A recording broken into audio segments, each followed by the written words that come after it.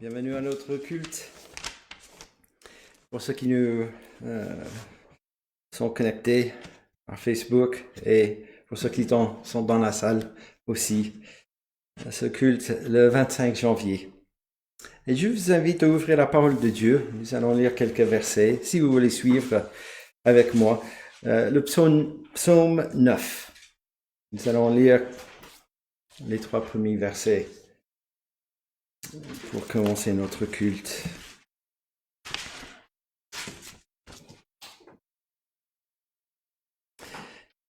C'est un psaume au chef des chantres sur « Meurs pour le Fils », entre guillemets. Psaume de David. Je louerai l'Éternel de tout mon cœur. Je raconterai toutes tes merveilles. Je ferai de toi le sujet de ma joie et de mon allégresse. Je chanterai ton nom, Dieu, très haut. Je vous invite à courber avec moi devant le Seigneur dans la prière. Notre Dieu, te louons pour encore un privilège d'être réunis en ton nom, réunis pour t'adorer et chanter, faire monter nos reconnaissances à toi.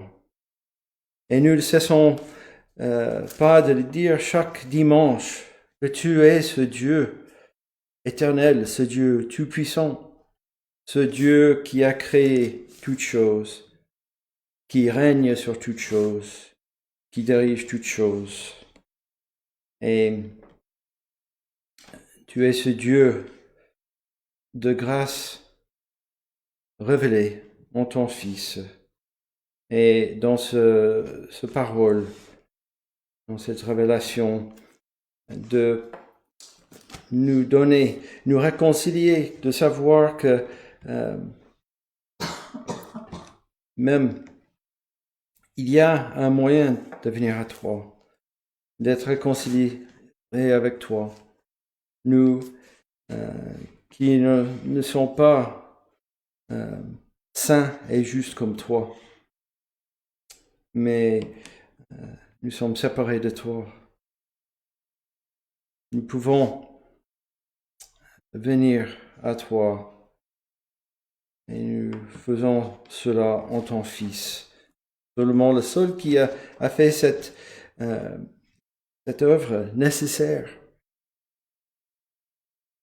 Il est venu, il est vécu comme nous, mais il t'a obéi, il t'a pas commis de péché devant toi. En son sacrifice, nos péchés sont pardonnés et nous pouvons te connaître, de chanter nos louanges, nos reconnaissances à toi. Tu aussi nous as envoyé ton esprit. Et cet esprit nous aide chaque jour à reconnaître que tu es ce Dieu majestueux, ce Dieu d'amour, mais aussi un Dieu de justice. Il dit aussi dans ta parole où il y aura un jour où ton Fils reviendra pour chercher ton peuple, tous ceux qui sont unis en Christ, d'avoir ce pardon et cette promesse de la vie éternelle. Et que tu vas introduire un nouveau cieux, nouvelle terre, là où il n'y a plus de larmes, plus de douleur. Et que nous serons avec toi. Et avec des myriades de saints qui sont passés devant nous. Donc, avec toutes ces choses dans notre esprit, nous demandons que tu nous aides en ce moment de culte, d'écouter ta parole, d'écouter ces merveilles, ce mystère que tu te révèles et que tu donnes à travers l'œuvre de ton Fils et l'onction de l'Esprit qui vient. Donc, peux-tu aussi nous aider dans nos vies quotidiennes, nos distractions, pour pouvoir t'écouter, mais aussi que nous regardons chaque jour avec cette paix qui vient de toi et que nous ne cédons pas à la peur comme le monde qui change, qui est toujours bouleversé. Et toi, tes promesses sont sûres. Et cette paix qui vient de toi, et cette paix en Jésus-Christ, est quelque chose qui ne peut pas être enlevé. Jamais, même par nous-mêmes. Nous nous confions à toi ce matin dans ce temps de louange. Et c'est en ces choses nous te demandons en Jésus-Christ. Amen. Et je vous invite à ouvrir vos recueils de cantiques pour chanter le numéro 55. Dieu lui-même au mystère, descendant sur la terre, a voulu se vêtir de notre infirmité. Le dernier strophe, il revient sur la nuée, attendant sa venue. Bientôt il régnera dans la sainte cité. Alors chantons le 55.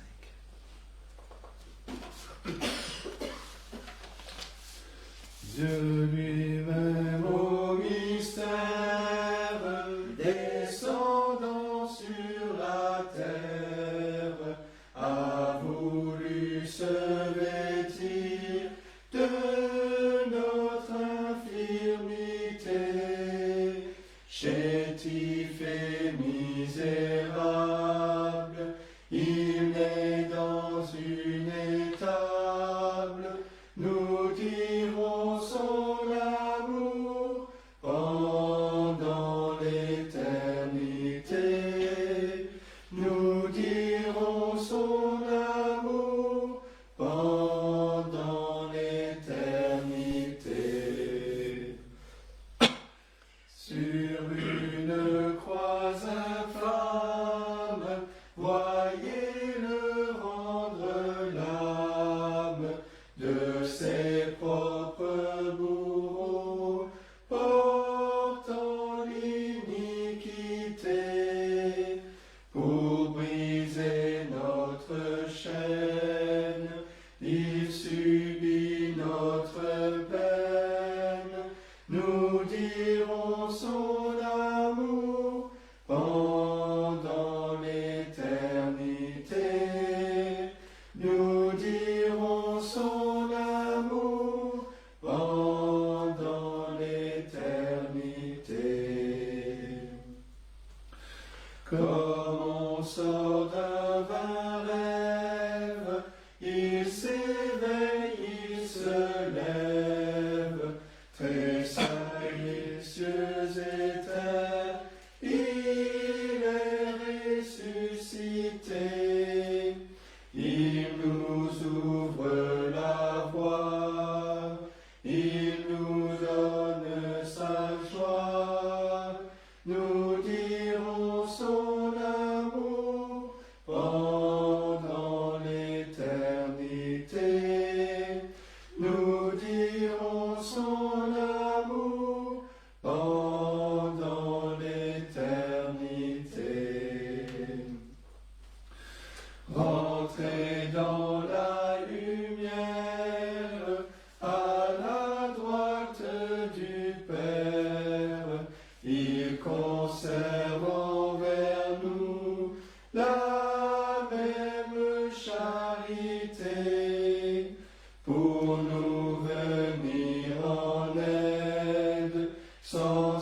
s'il intercède, nous dirons son amour pendant l'éternité. Nous dirons son amour pendant l'éternité. Il revient sur la nue, attendons sa venue. Bientôt il régnera dans la sainte cité, partageant sa victoire, rayonnant de sa gloire. Nous dirons son amour pendant l'éternité. Nous dirons son amour pendant l'éternité.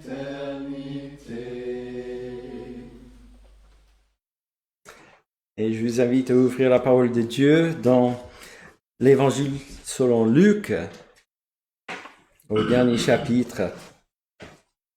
Nous allons lire ce moment où Christ ressuscité est avec les disciples qui vont devenir apôtres, c'est-à-dire envoyés, ce mot. Et Christ va confier cette mission pour ces apôtres ici. Et donc, ce sont des témoins oculaires de Christ et à sa résurrection, n'est-ce pas?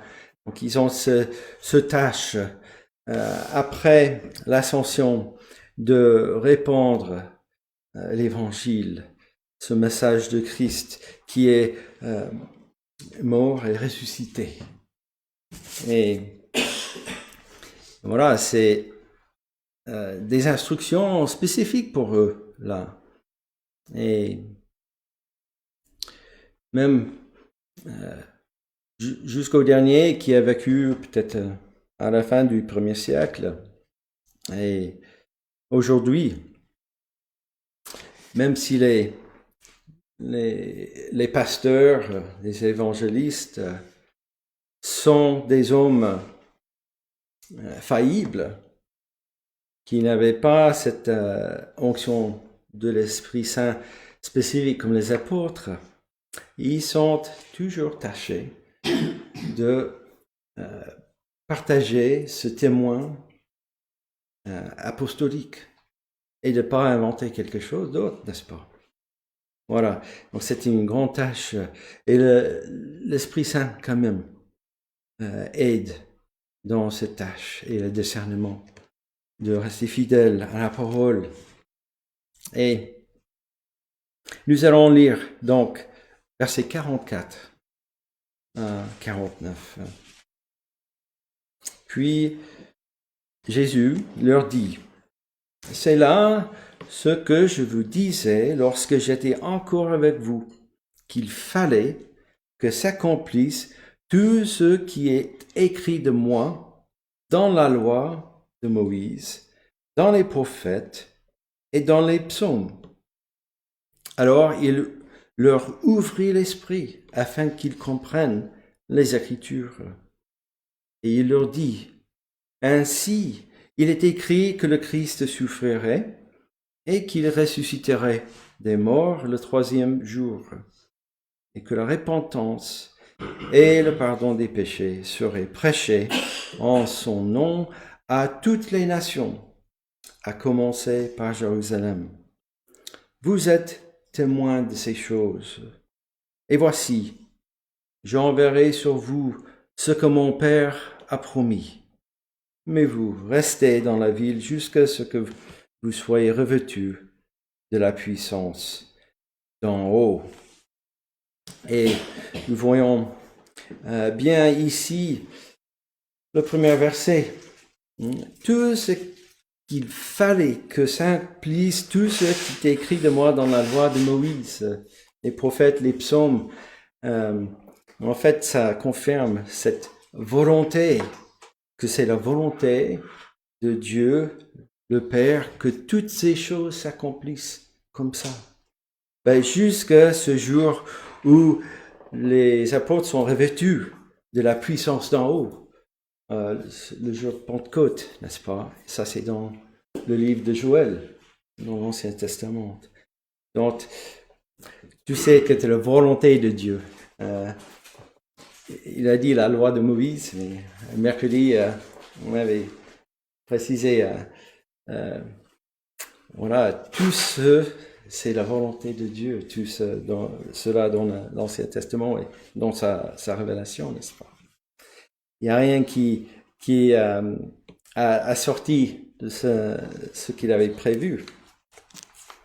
Et voilà les apôtres qui vont raconter Christ. Et d'aller jusqu'à aujourd'hui, nous avons toutes les nations, le peuple de Dieu. Alors, je vous invite maintenant à chanter le 168, encore un cantique qui, comme le 55, raconte l'histoire de Christ, du début de son venue sur terre et sa mort, sa résurrection. Et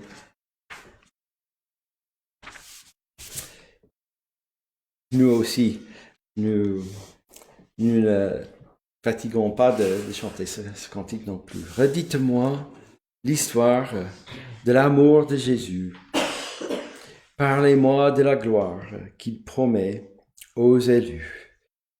Et redites-moi l'histoire de la crèche à la croix, de mon divin Sauveur, celui dont la victoire a franchi le pécheur. Redites-moi l'histoire quand le monde trompeur me vend sa vaine gloire.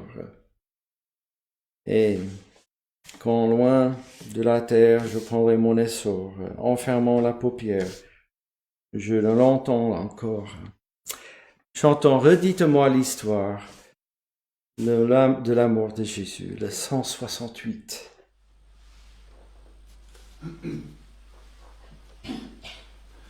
Redites-moi l'histoire de l'amour de Jésus.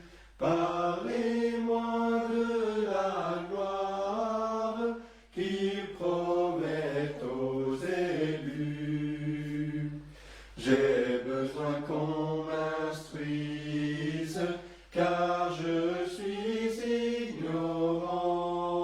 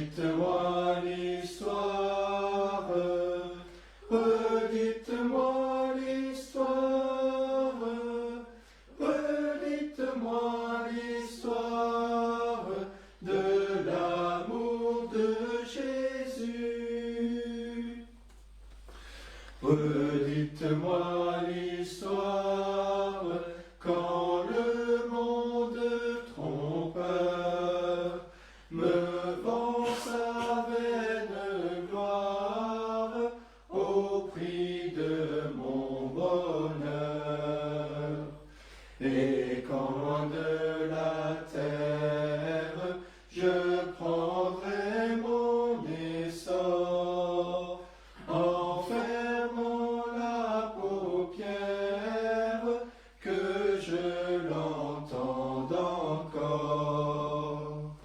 Redites-moi l'histoire, redites-moi l'histoire, redites-moi l'histoire de l'amour de Jésus.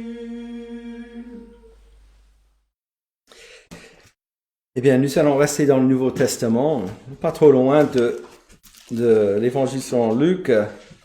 Nous allons dans les Actes des Apôtres, le premier chapitre. Nous allons lire ces premiers versets. Mais avant ça, je voulais partager que ma mère, elle a fêté son 85e anniversaire, il y a un mois. Et donc, c'était juste avant Noël, où mes sœurs et ma tante, ils ont décidé de proposer de faire une grande fête. Et c'était pas une surprise, parce qu'on fait pas de surprise comme ça, surtout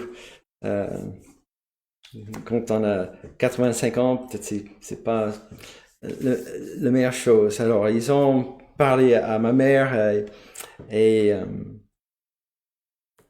elle était d'accord. Et donc, le lendemain, ma mère a présenté à mes sœurs une liste de 200 personnes à inviter. Donc, ça a vite fait de l'ampleur. Alors, elle savait pas si juste avant Noël, ça va être possible pour beaucoup de venir. Ils ont envoyé des invitations, mais ils ont eu à peu près 140 personnes qui sont venues. Et tout le monde était là, sauf moi. Et bien sûr, on a essayé de faire cette présence à distance avec une caméra. Comme ça, je puisse voir la salle, les décorations et surtout les invités et ma mère et tout. Et ça n'a pas marché. Les gens pouvaient me voir, mais moi, je voyais rien. Donc ça n'a pas trop marché. Mais j'ai vu les photos, j'ai vu quelques vidéos, tout ça partagé sur Facebook après. Et quand j'ai vu ces choses, ces photos, ces vidéos, de ses amis, de sa génération qui sont toujours en vie, de la famille, ma famille, mes cousins, les amis, les collègues de ma mère et les voisins des époques différentes, des membres de l'église où elle va et tout. Tout le monde, même des amis de mes sœurs qui sont venus. Qu'est-ce que je voulais être là aussi pour partager les souvenirs de ma mère. Qu'est-ce que je voulais être là parce que je l'aime. Et je pensais à ça et je me suis dit, si je voulais être là autant pour partager ces souvenirs et de raconter des souvenirs de ma mère qui est toujours là et cette joie d'être là, combien de plus je dois être ce grand désir, cette joie d'être réuni avec la famille en Christ, famille spirituelle, et de parler de mon Père spirituel. Mon père nous a quittés il y a 15 ans déjà. Mais voilà, je me suis dit, c'est quelque chose beaucoup plus glorieux, n'est-ce pas? Et c'est ce que Luc fait ici, en tant qu'apôtre. Il a commencé cette lettre pour raconter ce qui se passe. En fait, c'est les actes de Dieu, ce que Dieu fait. Et donc, il a écrit cette lettre pour de ce témoin apostolique qui est des choses qui se sont passées. Donc, nous allons prendre la lecture au premier verset. Théophile, j'ai parlé dans mon premier livre de tout ce que Jésus a commencé de faire et d'enseigner dès le commencement, jusqu'au jour où il fut enlevé au ciel, après avoir donné ses ordres par le Saint-Esprit aux apôtres qu'il avait choisis. Verset 3, après qu'il eut souffert, il leur apparut vivant et leur en donna plusieurs preuves, se montrant à eux pendant 40 jours et parlant des choses qui concernent le royaume de Dieu.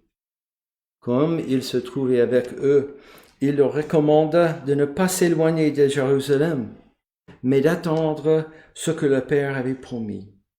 Ce que je vous ai annoncé, leur dit-il, car Jean a baptisé d'eau, mais vous, dans peu de jours, vous serez baptisés du Saint-Esprit.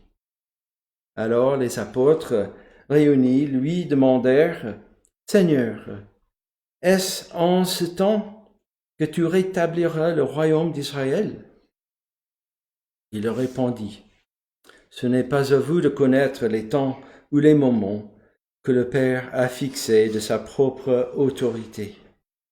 Mais vous recevrez une puissance, le Saint-Esprit survenant sur vous, et vous serez mes témoins à Jérusalem, dans toute la Judée, dans la Samarie, et jusqu'aux extrémités de la terre. » Après avoir dit cela, il fut élevé pendant qu'ils le regardaient, et une nuée le déroba à leurs yeux. Et comme ils avaient les regards fixés vers le ciel pendant qu'ils s'en allaient, voici 2 hommes vêtus de blanc leur apparurent, et dirent, « Hommes galiléens, pourquoi vous arrêtez-vous à regarder au ciel? Ce Jésus qui a été enlevé au ciel du milieu de vous viendra de la même manière que vous l'avez vu allant au ciel. »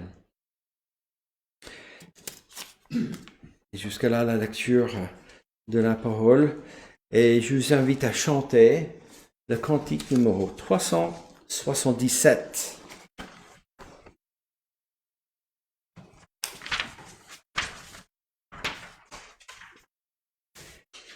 « 377. C'est un cantique qui commence par des questions dans chaque strophe.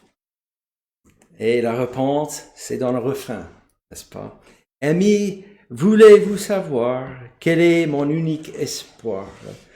Quelle est l'ancre de ma foi? De mon cœur, quelle est la loi? De mon esprit languissant, qui fait cesser le tourment? Et quel est celui dont la mort me prépare un nouveau sort? C'est Jésus crucifié. C'est Jésus crucifié. » Chantons 377.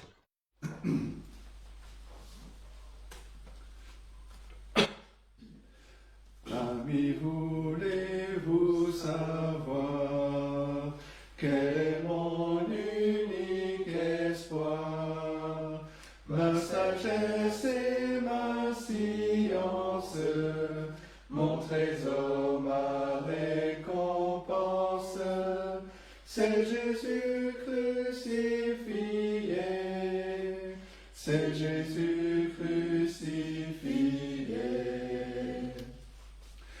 Quelle est l'encre de ma foi, de mon cœur, quelle est la loi, quel est mon seul sacrifice, ma sainteté, ma justice, c'est Jésus crucifié, c'est Jésus crucifié. De mon esprit languissant, qui fait cesser le tourment, dans la peine et la souffrance, qui soutient ma confiance, c'est Jésus ressuscité, c'est Jésus ressuscité. Quel est celui dont la mort me prépare un nouveau sort? Quel est cet ami fidèle qui sans cesse à lui m'appelle? C'est Jésus glorifié, c'est Jésus glorifié.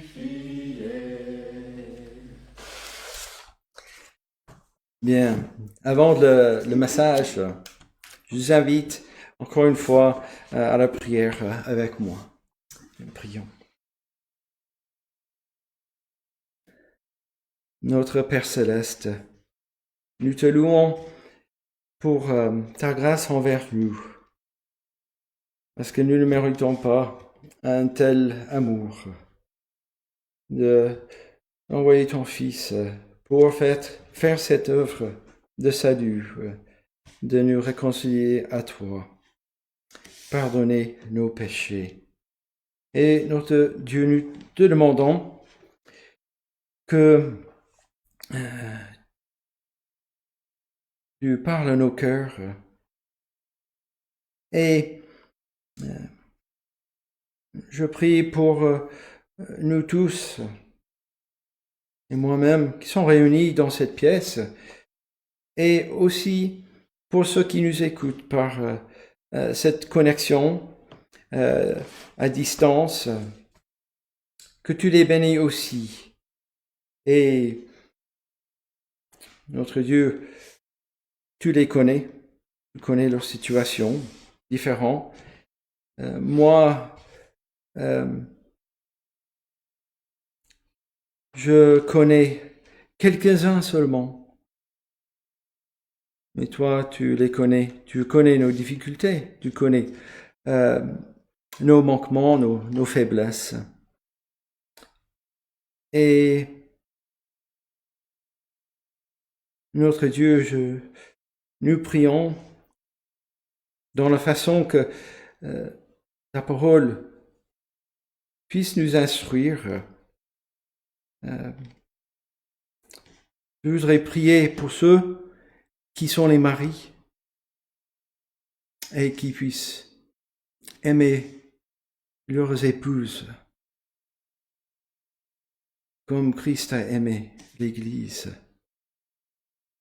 Je prie pour les épouses, les femmes qui portent les regards à leur mari, qu'elles les soutiennent, qu'elles les respectent, qu'elles les pardonnent, parce que aussi, ce sont des hommes qui sont faillibles.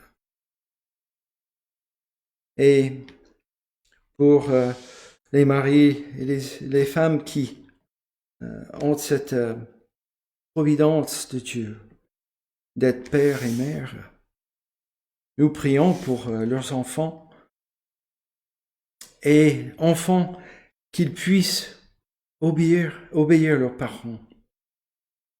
Et ces jeunes enfants sous le toit de leurs parents, qui puissent être à l'écoute, à l'instruction de leurs parents. Parce que il y a des enfants qui n'ont pas de parents.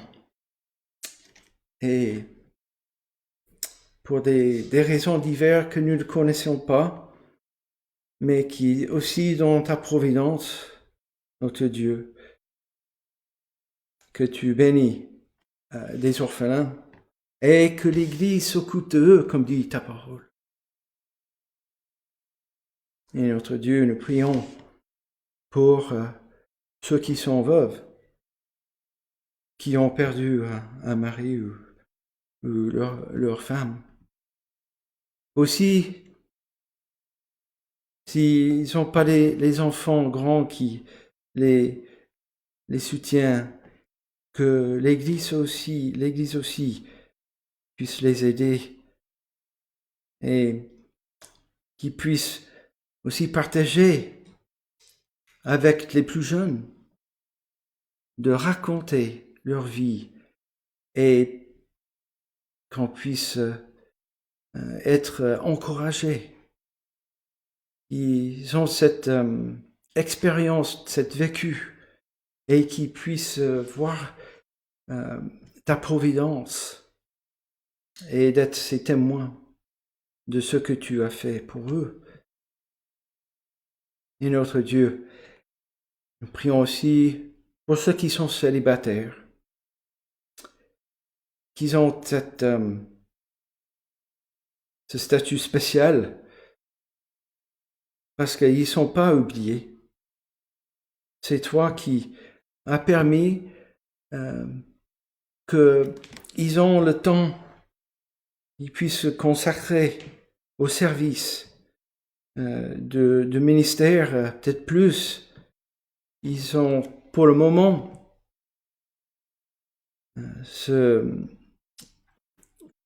n'ont pas cette responsabilité d'être un mari ou une femme ou un père ou une mère, mais qu'est-ce qu'ils peuvent aider et qu'ils puissent partager leur vie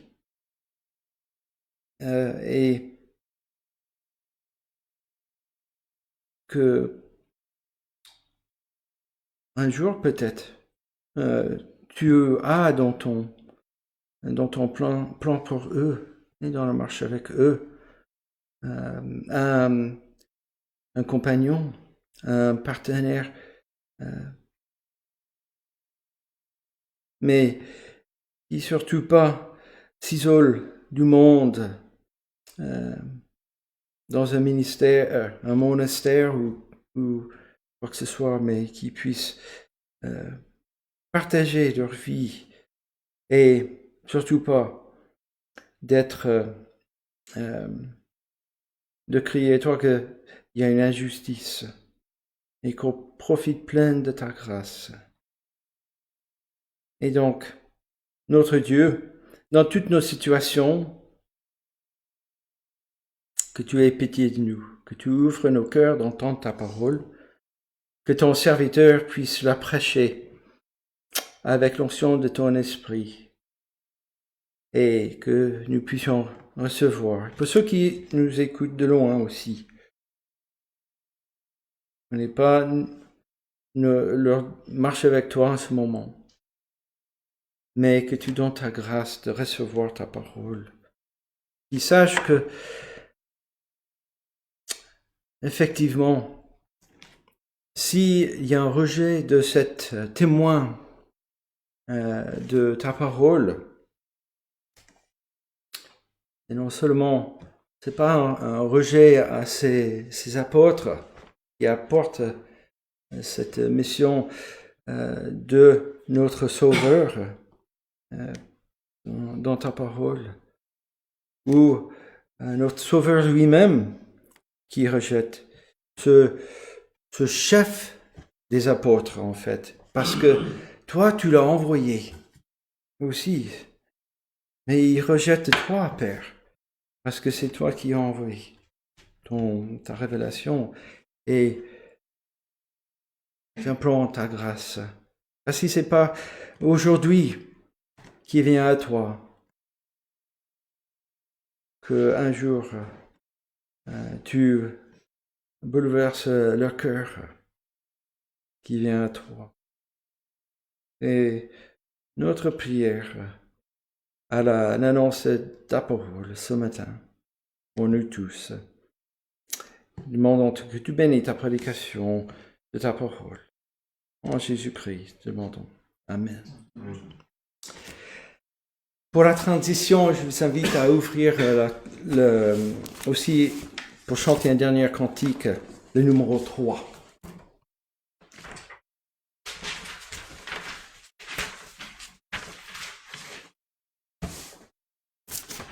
Je louerai l'Éternel de tout mon cœur. Je raconterai toutes tes merveilles. Je chanterai ton nom. Donc chantons ce petit cantique.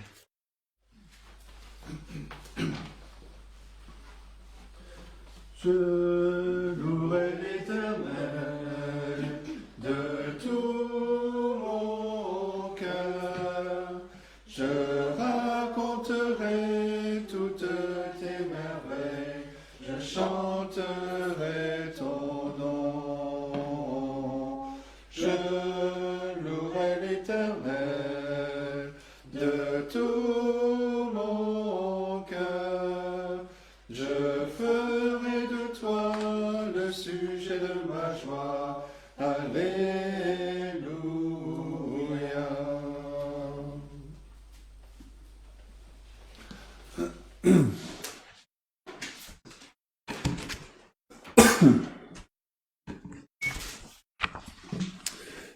Bien, je vous invite à ouvrir la parole de Dieu dans la lettre de Paul aux Colossiens. Colossiens chapitre 1. On a vu la salutation de l'apôtre Paul avec Timothée. L'apôtre Paul a exprimé sa reconnaissance envers Dieu pour l'authenticité de la foi des Colossiens. Ils ont entendu l'évangile de la part d'Épaphras, ils ont cru.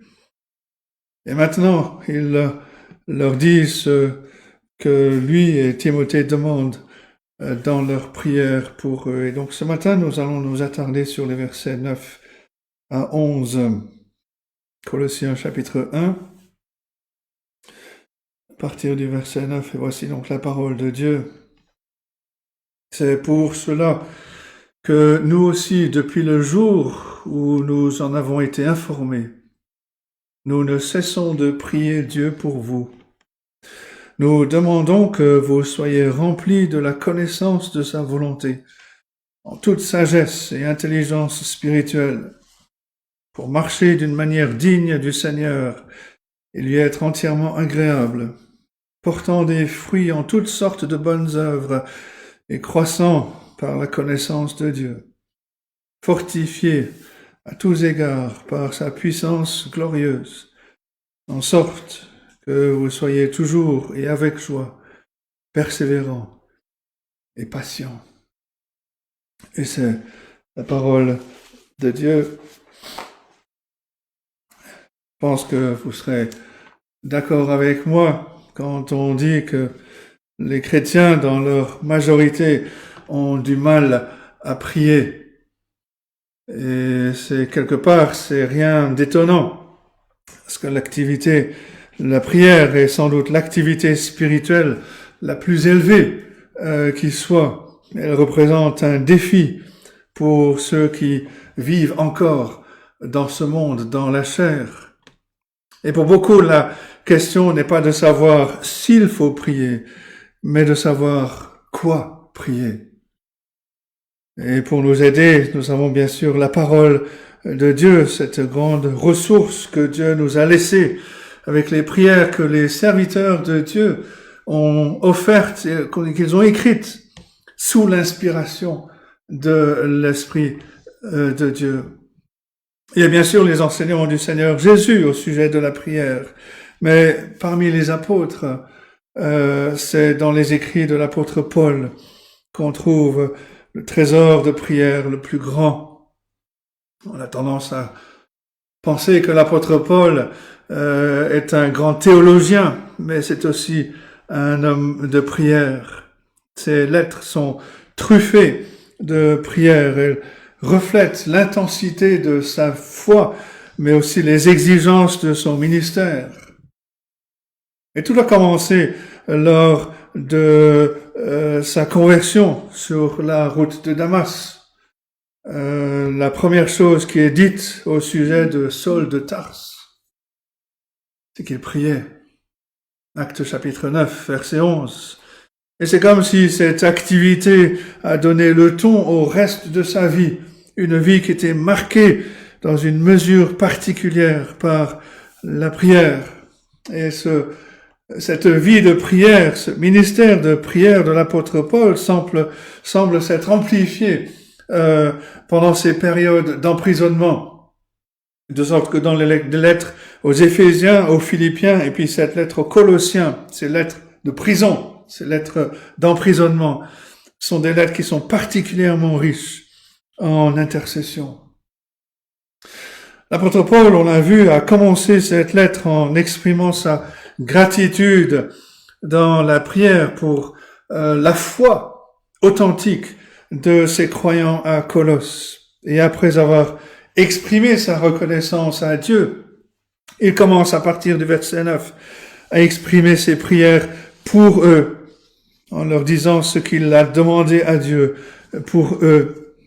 Et Paul il exprime ses préoccupations pour les Colossiens. Il demande à Dieu de les remplir de connaissances, de leur donner de la force pour vivre d'une manière digne, mais aussi d'étendre sa puissance pour leur accorder l'endurance nécessaire. Et donc le premier point, c'est la prière pour la connaissance. Paul, on peut très bien l'imaginer, loin de Colosse, assigné à résidence à Rome, priant pour cette petite église qui était entourée, qui faisait face à des dangers, à des menaces spirituelles. Quelle devait être sa prière pour eux? Beaucoup d'entre nous, on a été formés à penser principalement en termes visibles, et on prierait, nous, pour la nécessité de trouver l'argent nécessaire au bon fonctionnement de l'Église, ou pour la protection dans des moments difficiles, ou pour un culte qui attirerait les visiteurs. Et on serait peut-être surpris d'apprendre que la prière de l'apôtre Paul pour ces Colossiens commence par une demande que les Colossiens connaissent la volonté de Dieu. D'abord, l'apôtre rappelle, il explique pourquoi il prie. C'est pour cela que nous aussi, depuis le jour où nous avons été informés, nous ne cessons de prier pour vous. Comme j'ai dit, Paul a reçu ce rapport d'Épaphras qui indiquait l'authenticité de la foi des Colossiens. Et il nous dit que chaque fois qu'il passait du temps dans la prière, il priait pour cette église à Colosse. Et comme le rappelle l'auteur de ce commentaire qui va sortir d'ici peu, c'est Europresse, il dit ceci: les choses qui occupent souvent nos pensées seront celles qui reviennent le plus souvent dans nos prières. La bonne santé spirituelle de cette église, de ces croyants, tenait à cœur. Il avait à cœur cela, et Paul ne cessait de prier pour eux.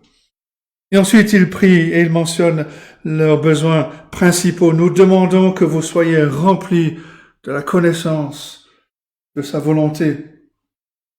Lorsque Paul parle de Dieu qui remplit, de Dieu qui comble les Colossiens, il veut sans doute contrer cette fausse idée de plénitude qui était avancée par les faux enseignants. Tout au long de cette lettre, on va le voir, l'apôtre Paul va ramener et va ne cesser d'enseigner, de combler ses lecteurs avec l'évangile, mettant l'accent sur la plénitude du croyant en Christ. Nous avons tout pleinement en Christ. Contrairement aux idées hérétiques qui disaient que la plénitude s'obtient par des expériences mystiques ou par une autodiscipline de renoncement. L'apôtre Paul dit qu'ils doivent être remplis. C'est-à-dire que c'est Dieu qui remplit. C'est pas une expérience mystique, ce n'est pas autre chose que l'homme peut faire. C'est Dieu qui donne la plénitude. C'est Dieu qui comble et il comble en Christ. Et par le terme connaissance, il ne fait pas référence au mystère qui dévoile les secrets de l'univers, mais il parle plutôt de la révélation que Dieu fait dans sa parole. Pour connaître la volonté de Dieu, on doit d'abord connaître Dieu. Parce que sa volonté reflète son caractère, reflète ses attributs. C'est pour ça que les études les plus fructueuses sont celles qui portent sur les attributs de Dieu tels qu'il les révèle dans sa parole. Mais on doit aussi considérer la volonté de Dieu en termes de plan de salut. Ce plan de rédemption pour les pécheurs, ce plan qui est centré sur la naissance, la vie parfaite, la mort expiatoire du Seigneur Jésus-Christ, son ascension, son retour prochain. Mais l'apôtre veut aussi que l'on doit être rempli de la connaissance de la volonté de Dieu quant à la manière dont on doit vivre. Connaître la volonté, c'est comprendre ce qui est important sur le plan spirituel. La Bible enseigne que ce que Dieu désire, c'est d'abord que nous soyons réconciliés avec lui. C'est que nous ayons la foi dans le Seigneur Jésus-Christ. Crois au Seigneur Jésus-Christ et tu seras sauvé. Et quand on a cette relation, quand on est bénéficiaire de ce salut, quand on passe de la mort spirituelle à la vie spirituelle, l'apôtre Paul nous dira dans sa lettre aux Thessaloniciens, 1 Thessaloniciens 4, verset 3, ce que Dieu veut, c'est votre sanctification. Et il explique, c'est que vous vous absteniez de la débauche. C'est que personne n'use de fraude, de cupidité. Dieu ne nous a pas appelés à l'impureté, mais à la sanctification. Cette vie nouvelle est appelée à se manifester.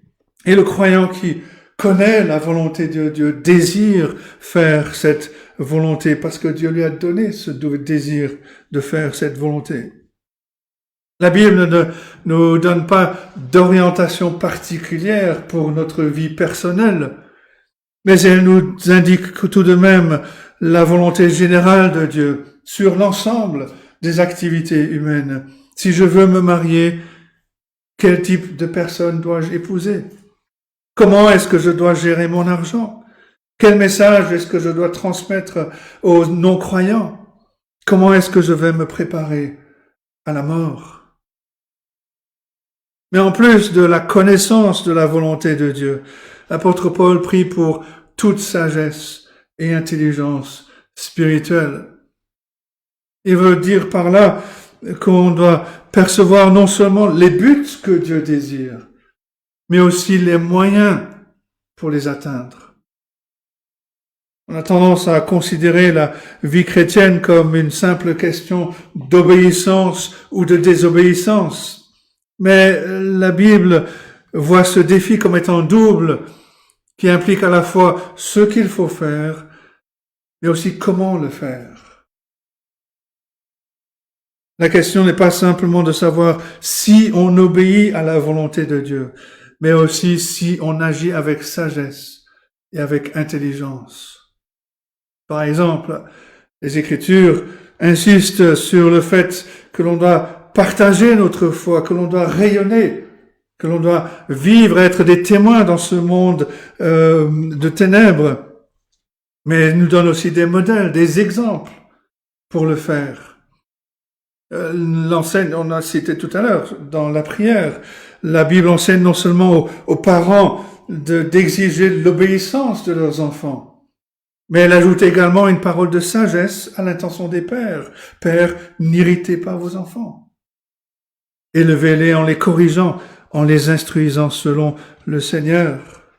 Et le fait que l'apôtre qualifie cette sagesse et cette compréhension de spirituel signifie que cela vient du Saint-Esprit, de cette œuvre que l'Esprit fait dans le cœur du croyant. Cela implique une vie, un mode de vie qui est guidé par la prière, par la parole de Dieu. Et la prière de l'apôtre Paul pour que ses lecteurs soient remplis de connaissance, de sagesse, d'intelligence, suggère que la vie chrétienne n'est pas une solution miracle, mais un apprentissage qui dure toute la vie. Et cela implique que la croissance dans la connaissance de la volonté de Dieu, dans la sagesse spirituelle, devrait faire l'objet de nos prières, devrait faire l'objet de notre sérieux dans l'étude de la parole de Dieu. Quand on lit la parole de Dieu, quand on lit la Bible, on devrait se demander qu'est-ce que cela m'apprend sur Dieu? Quels sont les principes qui m'aident à vivre en tant que chrétien?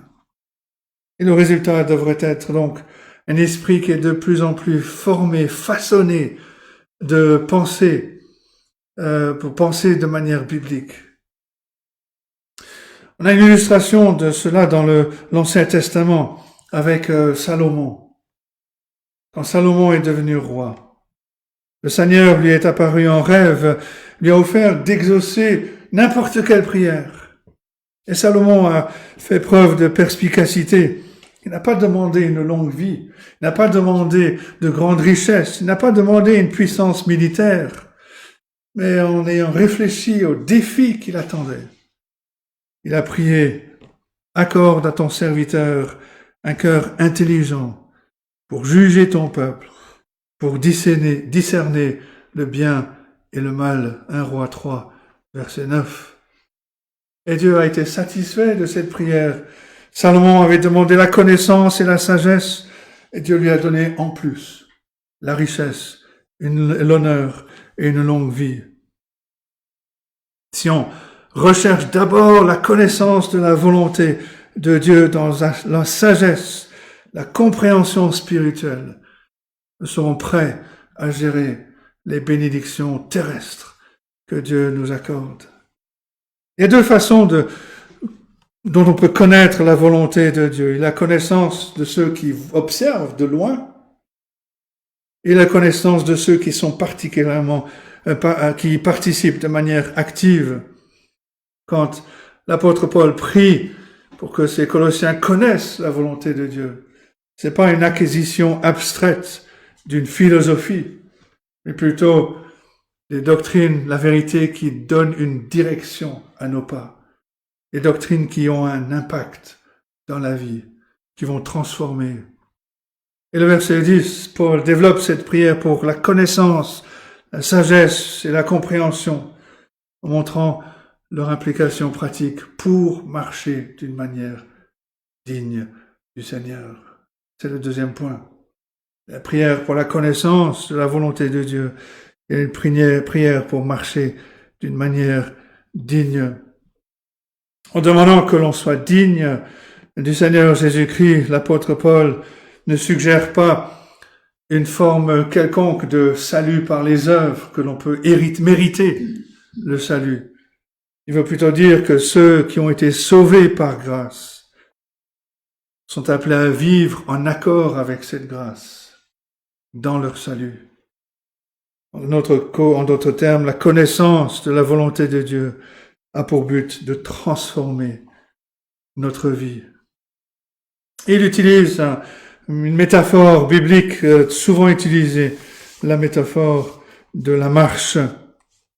On retrouve déjà cela dans le livre des Proverbes, par exemple, où il y a cette opposition entre les deux chemins sur lesquels on peut marcher. Proverbe 2, verset 13. Il parle de ceux qui abandonnent les sentiers de la droiture afin de marcher dans les chemins ténébreux.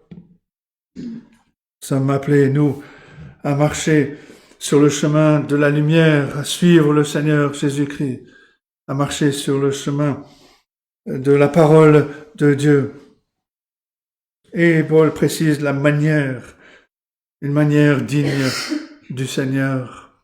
Jean Calvin explique que l'on doit vivre de telle sorte que la volonté de Dieu se manifeste dans notre vie, afin que nous n'ayons pas été enseignés en vain par Dieu. Aucun d'entre nous, par nature, n'est digne, comme nous le savons, puisque tous ont péché et sont privés de la gloire de Dieu. Mais en étant rachetés par le Seigneur Jésus-Christ, en faisant partie de son peuple, par grâce, par le moyen de la foi seule, en portant ce nom de chrétien, on est appelé à suivre l'exemple du Seigneur Jésus-Christ. Un peu plus loin dans cette lettre, au chapitre 3 par exemple, l'apôtre Paul va écrire au verset 13, « De même que Christ vous a pardonné, pardonnez-vous aussi. » Il y a un exemple, de même que Christ vous a pardonné. Mais étant donné notre nature pécheresse, aucun d'entre nous ne pourra pleinement incarner la piété, l'amour de notre Sauveur. Mais la connaissance que l'on en tire de la parole et de la prière va nous guider dans cette quête. L'apôtre Paul lui-même a appliqué cela dans sa lettre aux Philippiens, par exemple, au chapitre 3, verset 12. « Ce n'est pas que j'ai déjà remporté le prix ou que j'ai déjà atteint la perfection, mais je cours pour tâcher de le saisir, puisque moi aussi j'ai été saisi par Jésus-Christ. » C'est là la sagesse, l'intelligence spirituelle dont Paul parle ici au verset 9. Afin que, comme un commentateur le précise, la réalité de la foi des Colossiens soit visible pour la communauté environnante, que Christ soit glorifié, que les âmes soient attirées vers lui. Un baromètre pour notre conduite, notre vie, devrait être celle-ci. Est-ce que notre conduite lui est entièrement agréable? Et l'apôtre Paul nous pousse à réfléchir sur notre propre vie. Beaucoup de chrétiens sont malheureux parce qu'ils se concentrent sur ce que le salut peut leur apporter. Et l'apôtre Paul nous invite au contraire à nous demander ce que notre conduite peut faire pour plaire au Seigneur et ainsi trouver une satisfaction. Prenons l'exemple de ce qu'on peut voir, par exemple, dans beaucoup d'assemblées un dimanche matin. La plupart des corruptions du culte aujourd'hui se produisent parce qu'on veut répondre aux préférences, aux désirs des personnes qui viennent. Donc on va adopter une musique plus moderne. On va enlever la chair, on va mettre une estrade. Mais l'apôtre Paul voudrait que l'on vienne au lieu de culte avec la détermination de ne pas faire ce qui nous plaît ou ce qui plaît aux visiteurs, mais de faire ce qui plaît au Seigneur. Et c'est la même chose, c'est ce principe qui devrait s'étendre à l'ensemble de notre vie. Les prières de l'apôtre Paul, qu'on trouve dans d'autres passages, suggèrent que la croissance spirituelle, il la détermine dans ces termes, quand il demande à Dieu de faire abonder les croyants pour le discernement des choses les meilleures, afin que vous soyez purs et irréprochables pour le jour de Christ. Ça, c'est Philippiens 1, verset 10. La prière de l'apôtre Paul pour que notre mode de vie plaise au Seigneur souligne que le salut implique une relation personnelle avec le Seigneur Jésus-Christ. Et c'est là que ça commence. Quand on se soucie d'une relation, on va apprendre ce qui plaît, ce qui déplaît à l'autre. Ce principe est évidemment essentiel, par exemple, dans le cadre du mariage. Et puisque notre relation la plus importante est celle que le croyant a avec le Seigneur Jésus-Christ, un commentateur nous rappelle que nous devons étudier ce qui plaît à Dieu en recherchant ce qu'il aime et ce qu'il n'aime pas, tels qu'il les a révélés.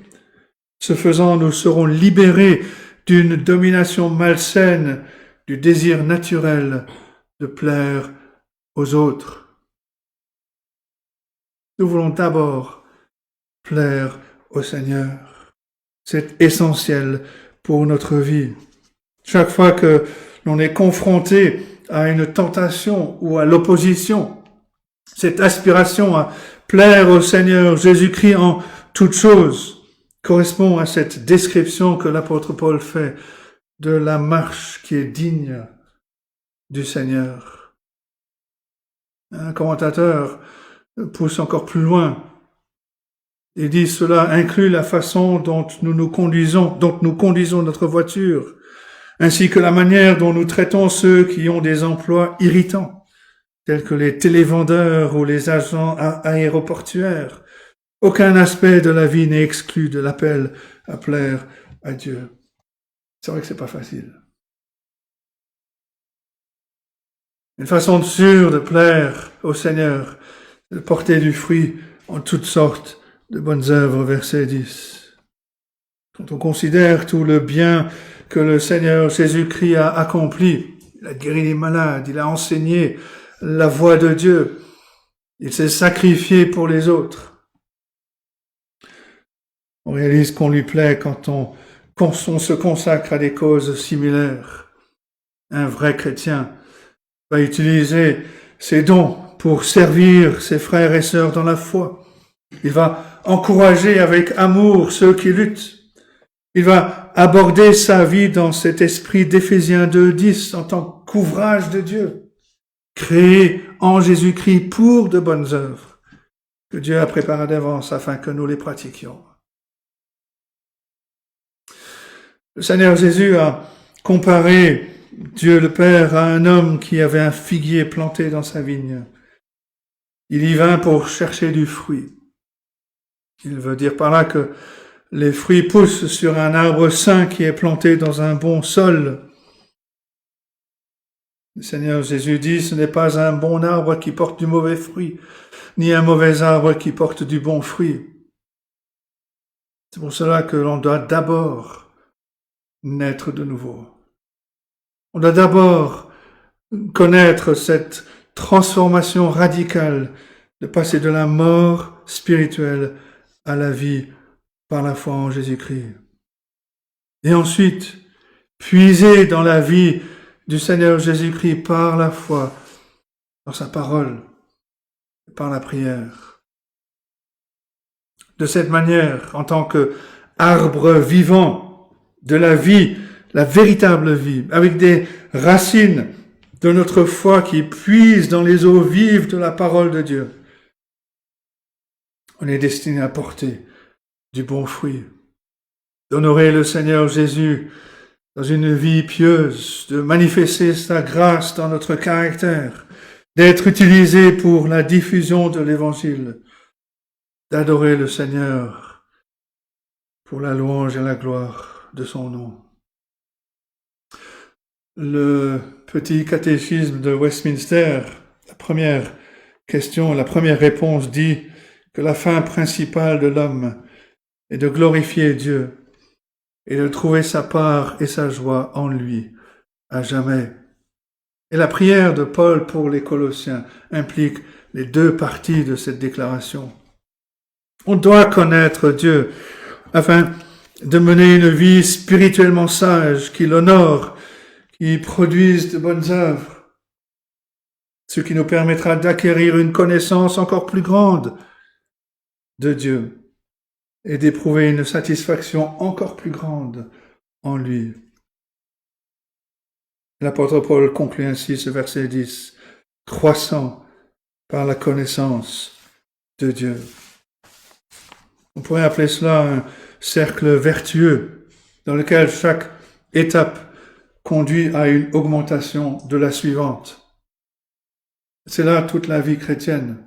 Acquérir la connaissance de la volonté de Dieu, qui, lorsqu'elle est mise en pratique, conduit à une vie fructueuse qui plaît au Seigneur, qui se traduit par une connaissance accrue de Dieu, qui à son tour portera plus de fruits, qui plaira davantage au Seigneur, de sorte que on parvienne à une compréhension encore plus profonde, encore plus élevée de sa gloire. C'est dans ce but exalté que l'apôtre Paul, malgré toutes ses imperfections, écrit en Philippiens 3, verset 14, « Je cours vers le but » pour remporter le prix de la vocation céleste de Dieu en Jésus-Christ. À ce stade, il devrait être évident que l'apôtre Paul prie pour que les Colossiens mènent une vie qui soit surnaturelle, tant dans son origine, la vie de Dieu dans le cœur de l'homme, que dans son caractère. Il prie pour qu'ils connaissent la volonté de Dieu, qu'ils mènent ensuite une vie digne, qu'ils plaisent au Seigneur. Et donc logique que Paul prie ensuite pour que Dieu leur donne la force nécessaire pour mener une telle vie. Verset 11, fortifié à tous égards par sa puissance glorieuse. C'est le troisième point, une prière pour la persévérance. Et dans cette prière, on entend un écho d'autres lettres de l'apôtre Paul, en particulier sa lettre aux Éphésiens. Dans sa lettre aux Éphésiens, chapitre 1, versets 19 et 20, l'apôtre prie pour que les chrétiens connaissent l'infinie grandeur de sa puissance, se manifestant avec efficacité par la vertu de sa force. Il l'a déployée en Christ, en le ressuscitant des morts. On est fortifié non seulement par une puissance semblable à celle qui a ressuscité le Seigneur Jésus d'entre les morts, mais aussi par la puissance même de la résurrection. L'Esprit de Dieu. Paul a clairement établi ce lien dans sa lettre aux Éphésiens, chapitre 3, verset 16, en priant pour que, selon la richesse de sa gloire, il soit puissamment fortifié par son esprit dans l'homme intérieur. La prière de l'apôtre Paul est donc que les Colossiens soient fortifiés dans leur connaissance de Dieu, dans le fait de mener une vie qui soit digne du Seigneur, par la puissance de Dieu qui habite en eux, qui habite dans le cœur du croyant. Et c'est la réponse au grand mystère de la vie chrétienne. La plupart du temps, notre question n'est pas de savoir quelle est la bonne chose à faire, parce que c'est généralement plus ou moins évident, mais par quelle puissance on va la faire? Et la réponse de l'apôtre, c'est qu'en croyant dans le Seigneur Jésus-Christ, en vivant selon sa parole, en vivant dans cette vie de prière, on mène une vie grâce à la puissance de l'Esprit de Dieu qui habite dans le cœur du croyant. C'est une des raisons pour laquelle les chrétiens plus expérimentés consacrent encore davantage de temps à la prière et à la parole de Dieu, parce que c'est principalement par ces moyens que l'on est fortifié par l'Esprit de Dieu. L'Esprit qui parle dans la parole, l'Esprit qui applique cette parole, l'Esprit qui parle dans nos cœurs. Et si on se demande quelle est l'étendue de la puissance qui est mise à disposition des croyants par l'Esprit, l'apôtre Paul répond, par sa puissance glorieuse. Sa puissance glorieuse, la grande puissance de Dieu, par laquelle il a créé toutes choses, par sa seule parole. Cette puissance est suffisante pour relever tous les défis. La puissance de Dieu est infiniment grande, il le dit aux Éphésiens chapitre 1, verset 19. Elle est tellement grande que l'apôtre Paul peut dire en Philippiens 4, verset 13, « Je puis tout par celui qui me fortifie. » Je puis tout par celui qui me fortifie. Dans notre marche, dans la piété, comme dans toutes les autres choses, notre connaissance de la souveraineté, de l'omnipotence de Dieu, nous incite non pas à la paresse, mais à une activité confiante. Je puis tout par celui qui me fortifie. On notera que Paul qualifie la puissance de Dieu comme une puissance glorieuse. Parce que dans les réponses à la prière, qu'il s'agisse d'une prière spectaculaire pour la guérison ou d'une prière silencieuse pour résister à la tentation, le Seigneur manifeste sa gloire. L'application particulière que Paul a à l'esprit pour les Colossiens, c'est leur persévérance dans la foi, en sorte que vous soyez toujours et avec joie persévérants et patients. Et le mot que l'apôtre utilise pour persévérant fait référence à la capacité de supporter des circonstances défavorables. Un commentateur écrit ceci: la persévérance, l'endurance, c'est la grâce de supporter, le courage de persévérer dans l'accomplissement de la tâche que Dieu nous a confiée, malgré toutes les difficultés et les épreuves. C'est le refus de succomber au désespoir ou à la lâcheté. Une telle endurance, une telle persévérance est essentielle parce que nous luttons, et ceux qui luttent font confiance à Dieu et à sa parole. Un commentateur cite le duc de Wellington après sa victoire sur les armées de Napoléon à Waterloo en 1815. Et le duc de Wellington aurait dit ceci: nos hommes n'étaient pas plus courageux que l'ennemi. Ils ont simplement été courageux 5 minutes de plus. Et combien de fois 5 minutes de persévérance ont-elles fait la différence? Tout comme une vie de persévérance par la foi, 5 minutes suivies de 5 minutes, suivies de 5 minutes. La référence de Paul à la patience fait spécifiquement allusion à la longanimité, la patience à supporter envers des personnes difficiles. Les gens peuvent être la plus grande épreuve qui soit, comme en témoignent les lettres de l'apôtre Paul. Mais la puissance de l'Esprit de Dieu peut nous accorder une longanimité surnaturelle, en nous rappelant comment le Seigneur nous a supportés dans nos péchés, qu'il a ensuite envoyé son Fils sur la croix pour nous. Et ces deux formes de persévérance, l'endurance dans les épreuves, la patience envers les personnes sont nécessaires pour mener une vie qui plaise au Seigneur. Elles ont pour effet d'affiner notre foi, de témoigner de la réalité que nous possédons la vie de Dieu. L'Église, nous dit un commentateur, qui fait preuve d'endurance et de patience, est une grande Église. C'est une Église qui marche d'une manière digne du Seigneur. Mais la véritable marque de la puissance de l'Esprit dans notre endurance, dans notre cœur, c'est notre endurance dans les épreuves avec joie. Avec joie, en rendant grâce au Père.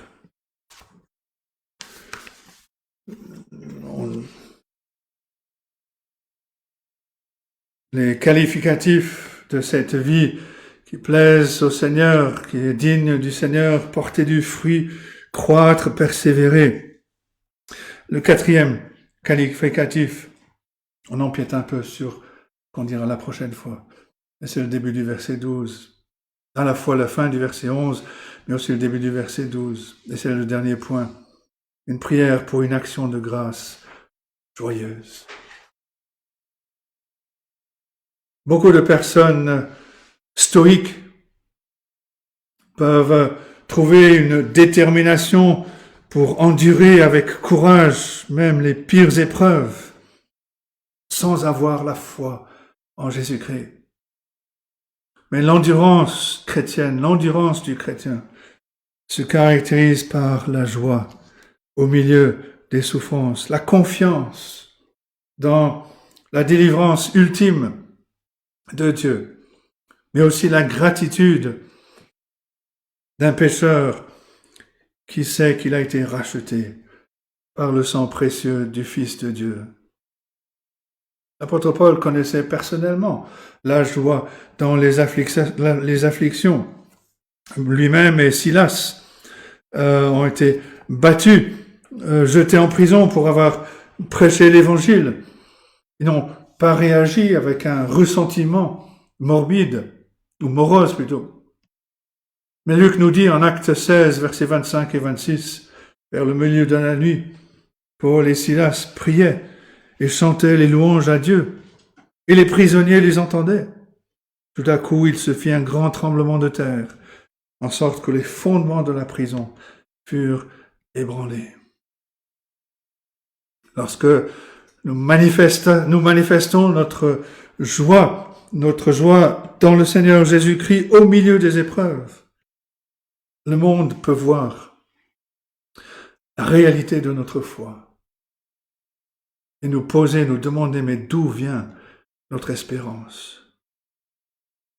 Plus tard, lorsque l'apôtre Paul a prié 3 fois pour que Dieu enlève ce qu'il appelait une écharde dans la chair, le Seigneur n'a pas enlevé l'affliction.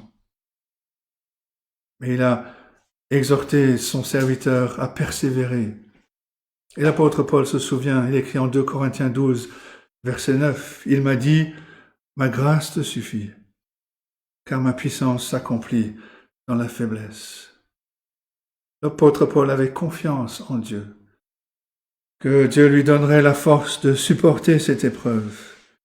Cela l'a rempli d'une joie reconnaissante. Il s'exprime, je me glorifierai donc bien plus volontiers de mes faiblesses, afin que la puissance de Christ repose sur moi. 2 Corinthiens 12, verset 9. On a donc une prière pour la connaissance de la volonté de Dieu, une prière pour marcher d'une manière digne du Seigneur, une prière pour persévérer jusqu'au bout, une prière pour une action de grâce joyeuse que l'on verra, Dieu voulant, la prochaine fois. Mais que cela soit aussi notre prière pour nous-mêmes, que nous connaissions Dieu mieux à travers sa parole. Que cette connaissance nous fasse vivre d'une manière qui lui soit agréable, qui lui plaise, qu'elle transforme nos vies. Que ce ne soit pas une connaissance purement intellectuelle. Que nous sachions endurer avec patience les difficultés en étant fortifiés par la puissance glorieuse de Dieu. Que nous soyons remplis de joie et de reconnaissance pour le salut merveilleux que Dieu nous a accordé en Jésus-Christ par sa grâce seule. Que ce soit notre prière pour nous et pour son peuple. Que Dieu donc nous aide à méditer ces choses et qu'il bénisse sa parole, chacun de nos cœurs. Amen.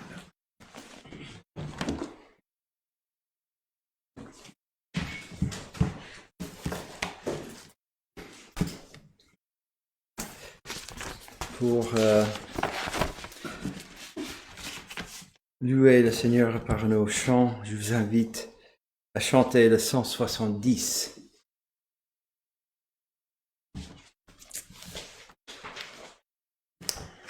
J'avais choisi un autre. Je l'avais noté. Et on va s'entraîner. Le 170. En expirant, le Rédempteur laisse don suprême à son peuple un consolateur. Dieu lui-même, esprit de lumière et de paix, a que dès cette heure, nos cœurs deviennent à jamais ta demeure. Le 170.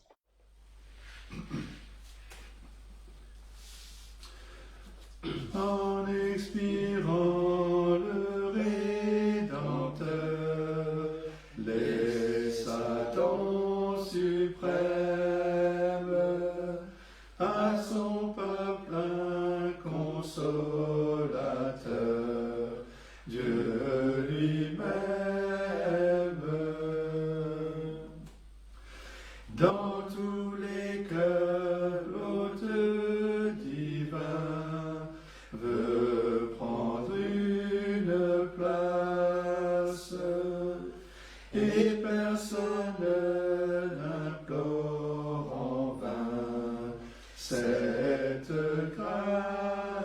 grâce.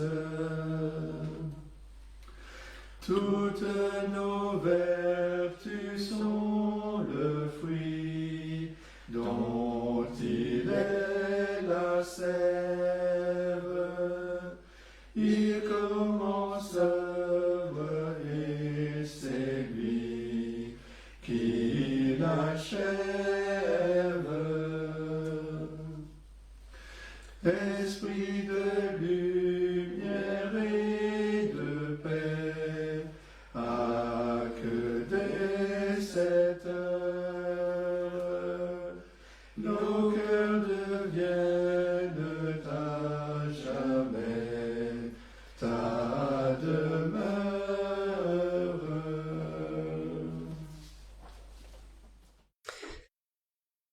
Eh bien, c'est le moment de dire au revoir à ceux qui nous suivent par le streaming. Nous vous souhaitons un très bon dimanche et une bonne semaine. Et comme nous avons vu par ce passage, que notre Dieu vous fortifie à tous égards par sa puissance glorieuse, en sorte que vous soyez toujours avec joie, persévérants et patients.